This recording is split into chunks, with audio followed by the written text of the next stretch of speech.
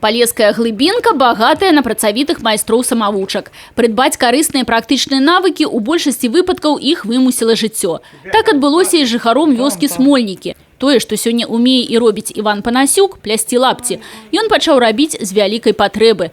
Беднае басаногае дзяцінства сіраты прымусіла 10гадовага Яніка хаваць ножкі ў простай вясковай лазовай абуцы. У пасляваенныя гады для палескай глыбінкі гэта было звычайнасцю. Тады ўсе вясковыя дзеці ад восеньскіх да вясновых халадоў хадзілі ў пасталах, як тут прынята казаць, уплятаючы валокі, прадбачліва сплеценыя з трывалага конскага воласа. Скотину пас мусив собі плести. Колись не було що обути. А пасеш скотину. Женеш скотину, а? Матера не було, Батька не було, матера не було. Раз.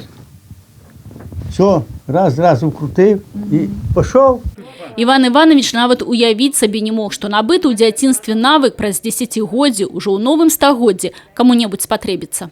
Без него наш коллектив был бы боссом, потому что не у кого было бы обуться. А так вот за сезон 2 пары мы исхаживаем. Если у нас в коллективе 13 человек, вот представьте 2 пары, сколько это получается. Я мало сказала 50 пар, за то время, сколько мы уже сотрудничаем, с того времени, как образовался наш коллектив «Залядинская гомунка», то я думаю, там больше, чем 50 пар он уже нам сплел. Вот когда у нас был юбилей в 2018 году, мы его приглашали, он даже тогда 5 пар нам принес, через плечо их повесил. Это было просто, люди все на ура восприняли его, что даже и такой юбилейный для нас значимый день, он пришел не с пустыми руками и принес свои изделия. Вот. У мясцовым аўтэнтычным строі у самаробным абутку удзельнікі залядынскага фальклорнага калектыву заўсёды збіраюць глядацкія авацыі. Ёсць у гэтым заслуга і 82гадовага Палешука.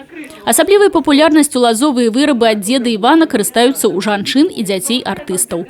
Тыя, што жывуць паблізу, прыходзяць да майстра самі. Астатнія перадаюць як колісь адмераныя галінкі, каб лапці выйшлі ў размер. Ему низкий поклон за это, потому что без него я не знаю, что делали бы.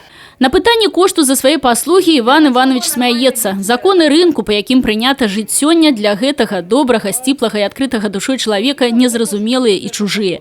Для сваіх тутэйшых людзей ён гатовы працаваць проста так, дзеля карысці агульнай справы.